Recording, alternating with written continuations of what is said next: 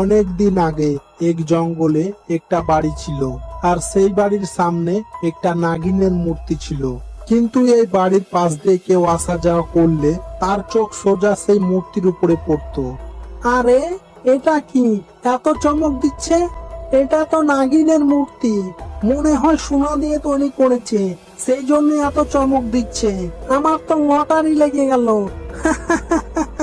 এই সোনার মূর্তি বিক্রি করে তো আমি কোটিপতি হয়ে যাব। যাই, কেউ দেখার আগে আমি সেই মূর্তিকে নিয়ে পালিয়ে যাই। এই বলে সে মূর্তির কাছে এসে যখনই মূর্তিটিকে নেওয়ার জন্য হাত দেয়, তখনই তাকে জোরে ঝটকা লাগে। আরে আরে, একই হলো, একই হলো আমার। না না, এই মূর্তির লোভ করে আমি আমার জীবন হারাতে চাই না। যাই, আমি পালিয়ে যাই, আমার জান বাঁচিয়ে পালাই। আর ওখান থেকে পালিয়ে যায়।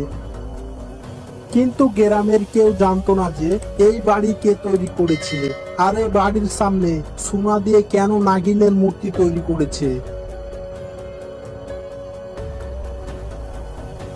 ওহ, ওরে বাপরে, সকাল থেকে হাঁটতে হাঁটতে আমার হাত পা পুরো ব্যথা হয়ে গেছে, আর পারছি না। চলো বন্ধু, ওই বাড়িতে একটু বসে পানি টানি খেয়ে দিয়ে তারপর আবার হাঁটতে শুরু করব। আমি আর পারছি না, চলো। এই বলে তারা সেই বাড়ির কাছে আসে। এটা আবার কি? নাগিনের মূর্তি, তা আবার সোনা দিয়ে তৈরি করা। সালা, আমরা ঠিক মতো খেতে পাই না, আবার এরা সোনা দিয়ে মূর্তি তৈরি করেছে। মনে হয় এরা অনেক বড় লোক, কিন্তু বাড়িতে কেউ থাকে না কেন? আর সেখান দিয়েই একটা বয়স্ক লোক যাচ্ছিল, আর তাকে দেখে তারা বলে, দাদু, ও দাদু, তোমার বাড়ি এখানে বুঝি? হ্যাঁ বেটা, আমি এই গ্রামেই থাকি। কিন্তু দাদু, এত সুন্দর বাড়িতে কেউ থাকে না কেন? এর কারণ কি? দেখো বেটা, এর পেছনের আসল কারণ কেউ জানে না, তবে আমি যতটুকু জানি ততটুকু তোমাদের শোনাচ্ছি। অনেক দিন আগে কোনো এক জায়গায় এক মহিলা তার সন্তানকে নিয়ে বাস করত। আর সেই মহিলা লোকের বাড়ি বাড়ি গিয়ে কাজকর্ম করে তাদের সংসার চালাতো। সে প্রতিদিন কাজ করতে চলে যেত, আর তার বেটা একাই ঘরে থাকতো। আর তার মা তাকে অনেক আদর করে তার নাম রেখেছে রতন। বাবা রতন, আমি কাজে যাচ্ছি, তুমি বাড়ির দিকে খেয়াল রাখবে, কোথাও যাবে না, কেমন? আচ্ছা ঠিক আছে মা, আমি কোথাও যাব না। রতনের মা যেতেই রতন দেখে তাদের ঘরের দেওয়াল থেকে একটা নাগিন বের হয়ে আসে আর জঙ্গলের দিকে যেতে শুরু করে। আর একদিন রতন খাবার পর কিছু খাবার নাগিনের গর্তের সামনে রেখে দেয়। তখনই নাগিন গর্ত থেকে বের হয়ে খাবার খেতে শুরু করে। এরপর থেকে রতন প্রতিদিন নাগিনকে খাবার দিত। আর এই সব কিছু একদিন তার মা দেখে নেয়। আরে বেটা, এ কি করছো তুমি? এই গর্তের সামনে খাবার রাখছো কেন? কি হয়েছে তোমার? আরে মা, আমি এই খাবার আমার বন্ধু নাগিনের জন্য রেখেছি। ও এই গর্তের মধ্যে থাকে, যখনই তার খিদে পায় তখনই সে বের হয়ে এসে আমার দেওয়া এই খাবার খেয়ে নেয়। কি কি? নাগিন আর তার জন্য খাবার? কিন্তু বাবা, ও তো আমাদেরকে একদিন খেয়ে ফেলবে। তুমি এসব করো না। আরে মা, তুমি এত ভয় পাচ্ছ কেন? ভয় পাওয়ার কিছু নেই, ও আমাদের কোনো ক্ষতি করবে না। সে এখন আমার খুব ভালো বন্ধু হয়ে গেছে। এই শুনে রতনের মা তাকে কিছু না বলে সেখান থেকে চলে যায়। আর ঘরে এসে ভাবে, আমি এক কাজ করি, নতুন দেওয়াল তৈরি করার নাম করে আমি এই পুরাতন দেওয়ালকে ভেঙে ফেলি, তাহলে নাগিনেরও বাসা ভেঙে যাবে আর সে এখান থেকে পালিয়ে যাবে। এই বলে রতনের মা একটা মিস্ত্রিকে ডেকে নিয়ে আসে। মিস্ত্রি ভাই, আমি এই পুরাতন দেওয়াল ভেঙে নতুন দেওয়াল তৈরি করব। তুমি কবে থেকে কাজ শুরু করবে তাই বলো।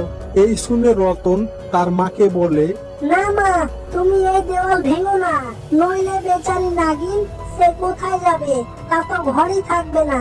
কিন্তু বেটা, তুমি তো সবই জানো এই দেওয়াল কত পুরাতন হয়ে গেছে, যে কোনো মুহূর্তে আমাদের উপর ভেঙে পড়তে পারে। তাই এই দেওয়ালটা মেরামত করা আমাদের জন্য জরুরি। না মা, আমি তোমাকে দেওয়াল ভাঙতে দেব না। যদি তুমি ভাঙো তাহলে আমি তোমার সঙ্গে কথা বলবো না, আর কোনো খাবার খাবো না, আমি না খেয়ে থাকবো।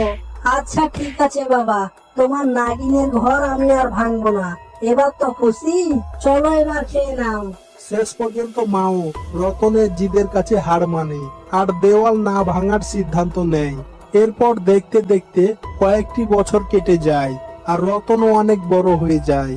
আর কিছুদিন আগেই রতনের মা মারা যায় আর সে একেবারে একলা হয়ে যায়। তবুও রতন তার বন্ধু নাগিনকে খাবার দিতে ভুলতো না। আর একদিন রতন সেই গর্তের সামনে আসে তার বন্ধু নাগিনের সঙ্গে দেখা করার জন্যে। তখনই নাগিন গর্তের মধ্য থেকে বের হয়ে এসে রতনকে বলে, বন্ধু, তুমি আর আমার জন্য খাবার নিয়ে এসো না, কারণ আমার সময় হয়ে গেছে, আমি মারা যাব। বন্ধু, সত্যি তুমি খুব ভালো, তোমার কোনো তুলনা নেই। সেই জন্য আমি মরার আগে তোমাকে একটি উপহার দিতে চাই। এ কি বলছো বন্ধু? এমন কথা বলতে নেই।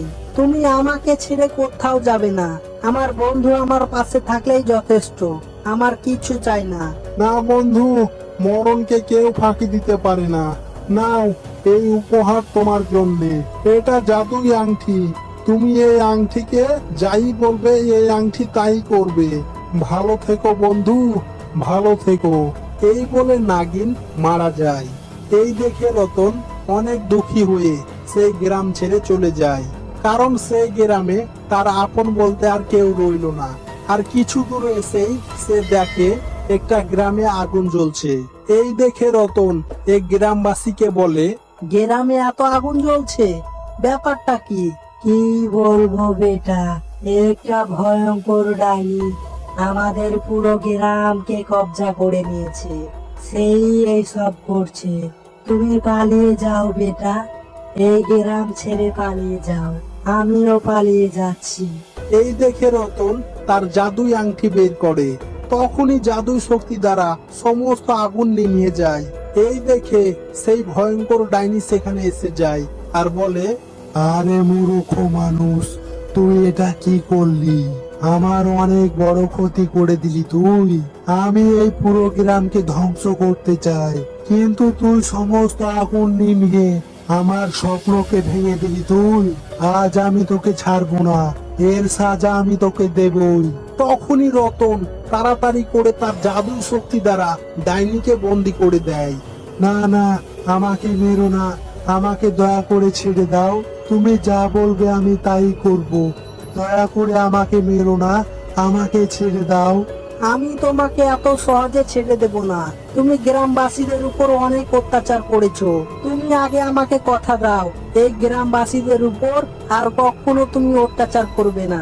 আজ থেকে এই গ্রাম তো দূরের কথা, আমি পৃথিবীর কোথাও এইরকম খারাপ কাজ আমি আর করব না। দয়া করে আমাকে মেরো না, আমি এই গ্রাম ছেড়ে এক্ষুনি চলে যাব। আমাকে দয়া করে ছেড়ে দাও। এরপর রতন ডাইনিকে ছেড়ে দেয় আর ডাইনি সেখান থেকে উড়ে অন্য কোথাও চলে যায়। আর রতন সেই গ্রামে একটা বাড়ি তৈরি করে আর সেই বাড়িতেই থাকতে শুরু করে। আর সে তার বাড়ির সামনে তার বন্ধু নাগিনের একটা সোনার মূর্তি তৈরি করে। এটা সেই রতনের বাড়ি আর তার বন্ধু নাগিনের সোনার মূর্তি। এখন তো তারা কেউ বেঁচে নেই, কিন্তু তবুও রতন আর তার বন্ধু নাগিনের গল্প আজও বেঁচে আছে এই বাড়ি আর সোনার মূর্তির জন্যে। কিন্তু গ্রামের অনেকেই বলে যে এই ঘরে নাকি তাদের আত্মা এখনো ঘুরে বেড়ায়। তো বন্ধুরা, গল্পটি ভালো লাগলে অবশ্যই ভিডিওতে একটা লাইক করে দেবেন আর এরকমই ইন্টারেস্টিং ভিডিও পাওয়ার জন্য অবশ্যই চ্যানেলটি সাবস্ক্রাইব করে নেবেন। ধন্যবাদ।